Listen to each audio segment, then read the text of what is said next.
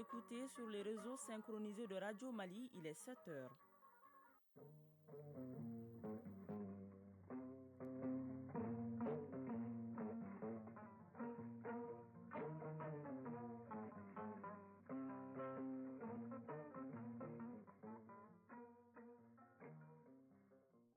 Le journal.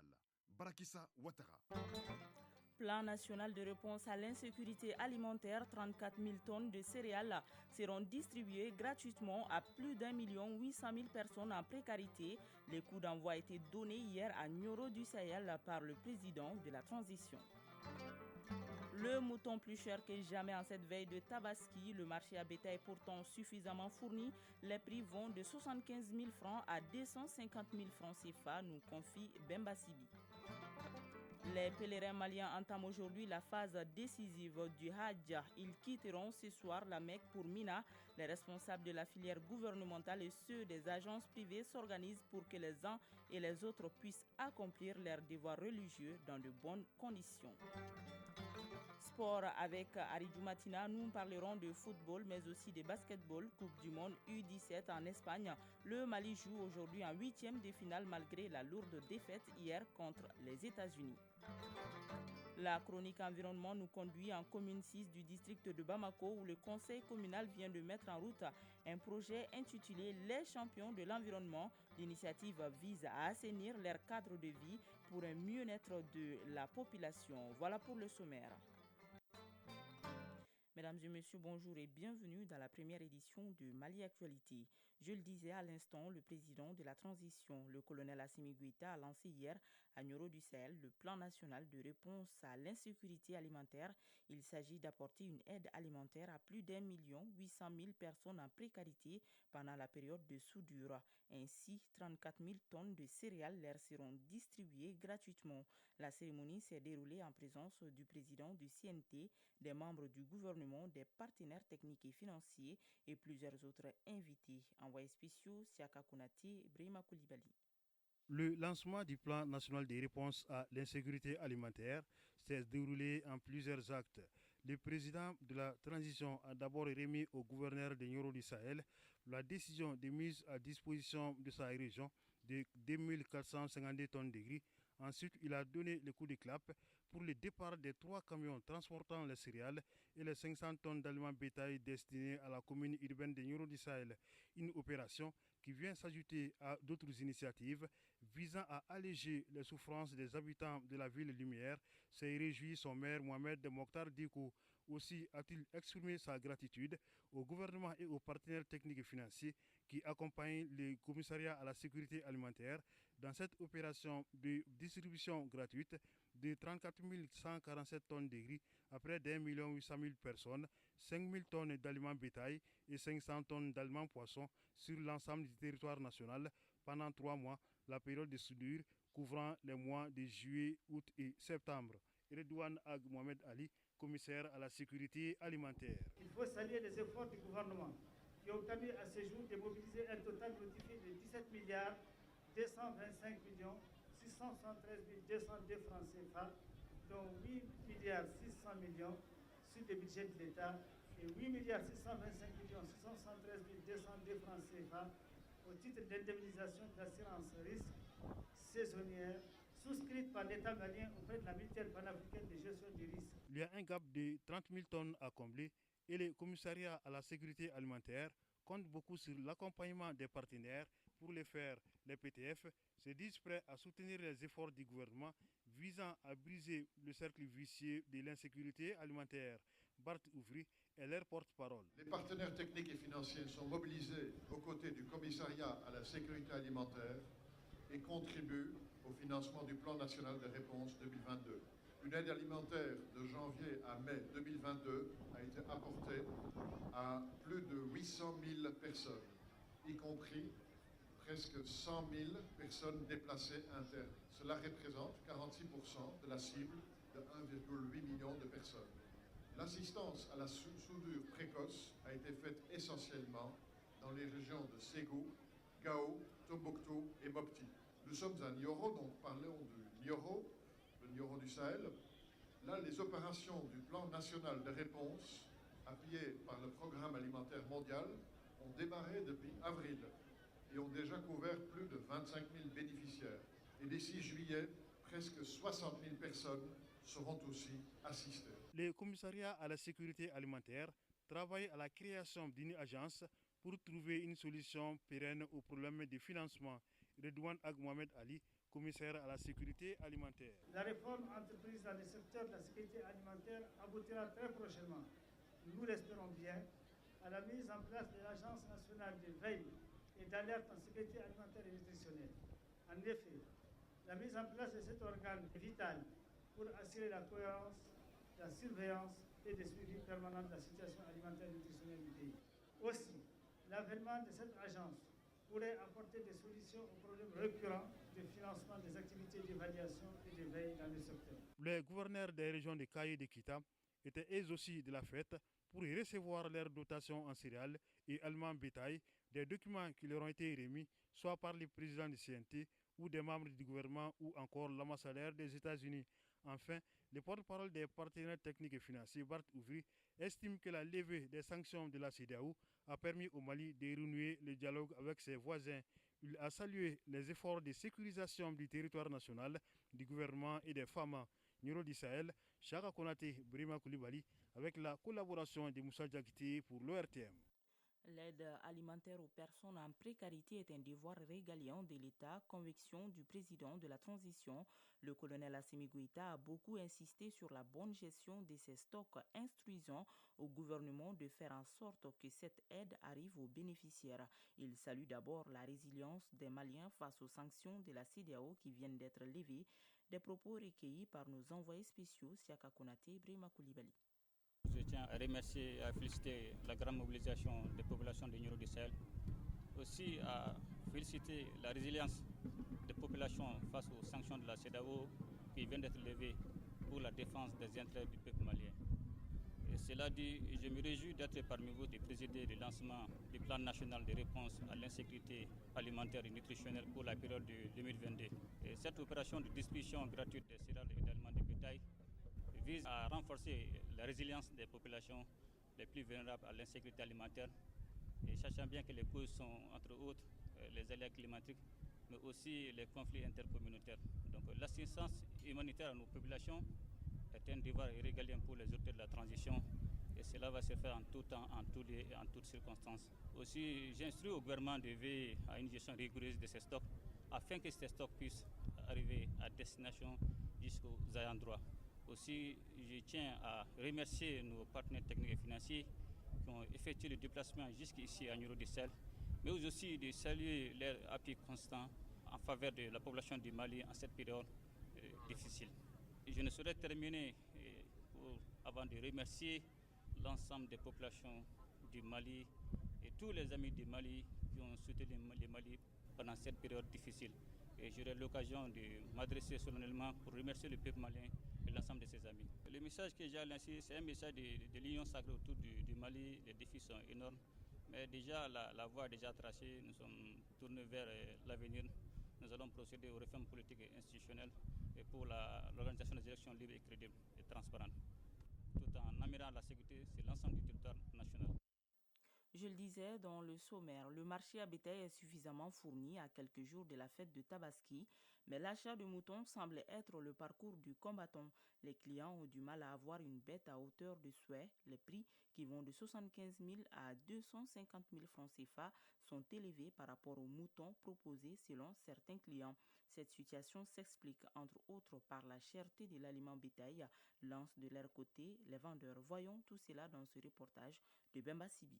Mambé Dambélé vient d'acheter ce mouton à 110 000 francs CFA après quelques minutes de marchandage. Il va retourner avec ce bélier en famille. J'ai pu avoir ces moutons après d'intenses négociations à 110 000 francs alors qu'il disait 135 000. Mambé peut s'estimer heureux.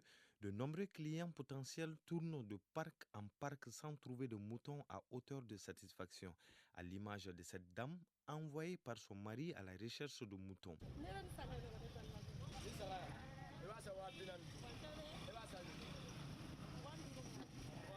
La négociation se termine sans accord. Dirait Dunamba Traoré, cliente. Je constate que les moutons sont chers. Pour ce mouton, j'ai tout fait pour qu'ils me le vendent, mais on n'a pas pu trouver de point d'accord. Nti Koulibaly, client. Le marché, là, il est très cher. À reconnaître. Moi, j'ai même la maladie du chat d'abord. J'ai pas une bonne impression par rapport au prix. Cet état de fait, les vendeurs l'imputent au coût d'acquisition des bêtes et au transport, mais pas seulement. Moussa Traoré, vendeur de moutons. Il y a tous les prix et cet échartier est dû au coût élevé de l'aliment bétail. Sinon, avec les efforts des FAMA, le transport est plus facile maintenant. Suleiman Koulibaly, vendeur de moutons.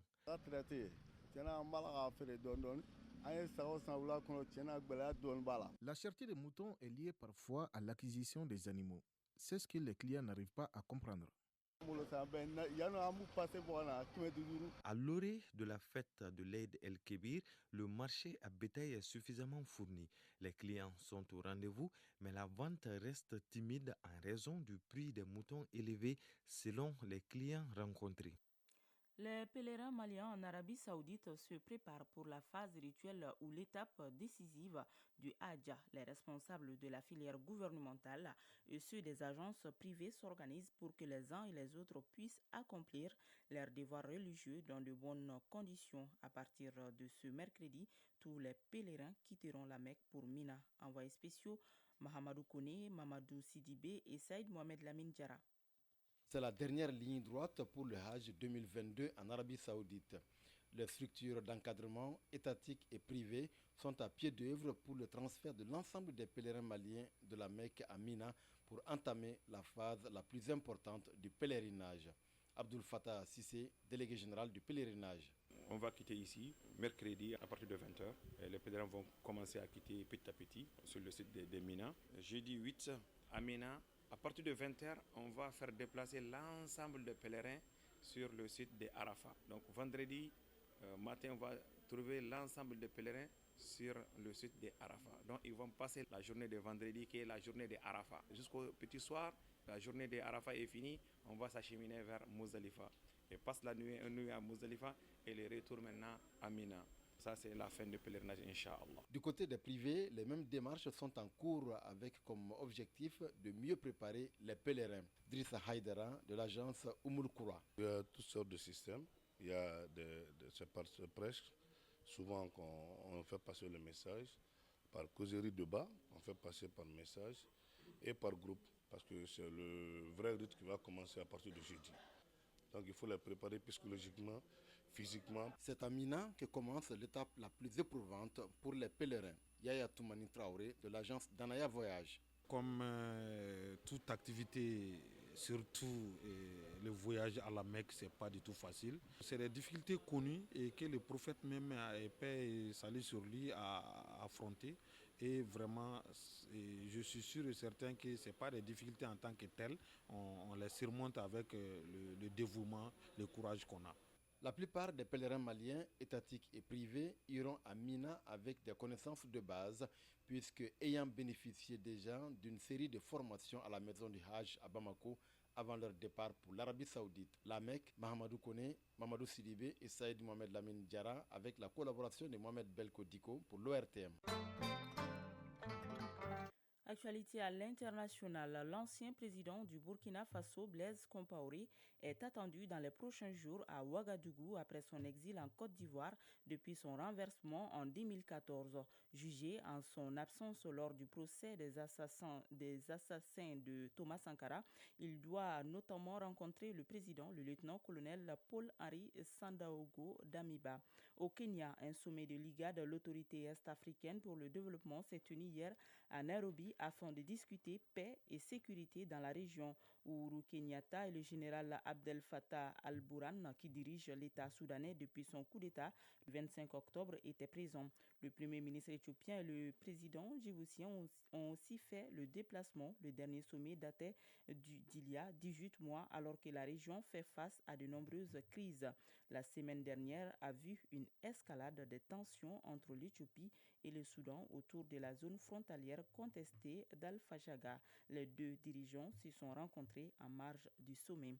Parlons Covid-19 pour terminer. En Chine, la grande ville de Xi'an, située dans le centre du pays, se referme à compter du 5 juillet minuit et pendant une semaine.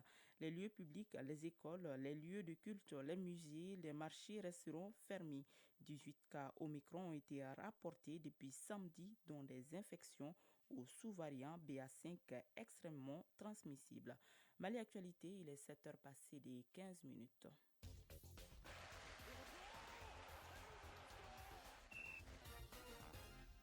La page sport, c'est avec vous, Aridjou Matina. Bonjour. Bonjour, Brakissa Ouattara.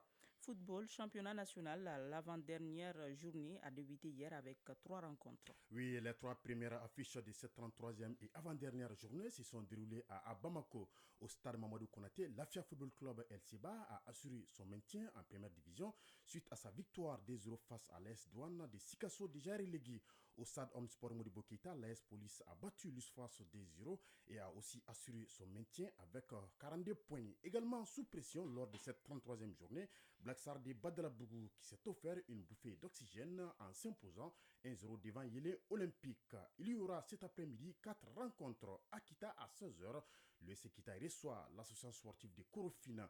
Désormais, l'objectif de l'équipe d'Ekita est de finir en deuxième position. À Koulikoro, l'US Bougouba affronte la Somme. Mais avec la victoire d'hier de Black Star, l'US Bougouba est officiellement relégué en deuxième division puisque même si le représentant de Koulikoro, 34 points, gagne ses 2 derniers matchs, il ne peut pas dépasser 40 points. Or, les clubs qui sont pas loin de la zone rouge ont 41 points. À Bamako, au stade Omnisport Modibo Keita, l'AS Bakary Dian qui lutte pour la deuxième place sera l'hôte du COB. Auparavant, le champion en titre, le Djoliba AC, sera face au CS Dougoulonfla en grand danger. Pour espérer se sauver lors de la dernière journée, le CS Dougoulonfla doit impérativement gagner cet après-midi face au Djolibis. Même un nul condamne l'équipe du Méguétan. Cette 33e journée prend fin demain jeudi. Intéressons-nous à l'équipe nationale junior qui se prépare pour les échéances à venir. Les Aiglons QV 2022 sont en pleine préparation. Sous les ordres du sélectionneur Mamadou Demba Traoré, l'équipe nationale junior commence à prendre forme. La phase de détection a pris fin. Le sélectionneur Mamadou Demba Traoré nous donne des précisions sur le processus de préparation. Reconstruire l'équipe autour de l'équipe nationale U17 qu'on avait déjà. Et on a essayé de travailler sur la base des juniors qui jouent en première et deuxième division cette année. Et au jour d'aujourd'hui, je pense que ça commence à prendre forme. On a 42-43 jours sous la main. Maintenant, on est en train de travailler avec eux pour au finish d'ici la mi-jouée, avoir 30 jours. Maintenant, continuer à préparer l'équipe. On a fini avec cette première phase de détection. Maintenant, on est en train de voir les joueurs. On a pratiquement 4 joueurs par poste. Maintenant, il faut essayer de revoir ça à 2 joueurs pour certains postes, à 3 joueurs pour certains postes. Donc on peut dire qu'on a pratiquement fini avec la première phase de détection. Maintenant, on est en train de mettre en forme l'équipe. Et si jamais on arrive à avoir des matchs amicaux à l'extérieur, je pense que c'est de bonnes augures avant le tournoi qualificatif. Les Aiglons participeront du 28 août au 10 septembre prochain au tournoi zonal de qualification en Mauritanie qui regroupe 8 pays où seuls 2 tickets sont à pourvoir pour la phase finale de la prochaine Coupe d'Afrique des juniors. Mamadou Demba Traoré, sélectionneur de l'équipe nationale. L'objectif, c'est tout d'abord d'aller se qualifier. Moi, je pense que ça, c'est le premier des objectifs. La Coupe d'Afrique, remporter la Coupe du Monde, ça passe d'abord par le tournoi qualificatif de Nouakchott, 28 août au 10 septembre. On va d'abord axer tout notre boulot sur cette qualification. Après, on va essayer de préparer le reste, Inch'Allah. C'est les 8 pays, c'est la Mauritanie, c'est le Sénégal, c'est la Guinée-Conakry, la Guinée-Bissau, le Cap-Vert, Libéria, Sierra Leone, pour 2 places. Donc moi, je pense qu'on va se préparer pour ça. Ça ne va pas être facile, mais ce n'est pas impossible, Inch'Allah. En attendant de participer au tournoi zonal des qualifications à Nouakchott dans quelques semaines, l'équipe nationale junior poursuit la préparation pour relever le défi. Et pour terminer, basketball, Coupe du Monde U17 en Espagne. Le Mali joue aujourd'hui en 8e de finale malgré la lourde défaite hier contre les États-Unis. Oui, le mondial de basketball U17 garçons se déroule en Espagne. Les cadets maliens, pour leur troisième sortie hier dans le groupe C, se sont inclinés devant les États-Unis d'Amérique 112-64. L'équipe malienne avait perdu lors de la première journée 66-56 face à la Slovénie et s'est imposée lors de son deuxième match 93-48 contre l'EA Liban. Malgré leur défaite d'hier devant les États-Unis, nos cadets sont qualifiés et affronteront la Pologne en huitième de finale ce mercredi. Merci beaucoup, Ariou Matina. Chronique de l'environnement. Assainir son cadre de vie, c'est la préoccupation du conseil communal de la commune 6 du district de Bamako. C'est pourquoi il ne cesse de multiplier les initiatives, d'où la mise en route du projet Les Champions de l'environnement. C'est une initiative de la Fondation Santé Environnement en partenariat avec la mairie de la commune 6, la Jeune Chambre internationale et la Société malienne de patrimoine de l'eau potable Somapep SA. Objectif, couvrir l'ensemble des 6 communes du district de Bamako avec la pleine participation de tous pour un mieux-être des populations. Chronique environnement, une réalisation de Agibou Koulibaly. Impliquer la jeunesse à travers la Jeune Chambre internationale, la Somapep SA, les autorités communales dans la protection de leur cadre de vie pour que leur santé devienne un acte citoyen de tous les jours.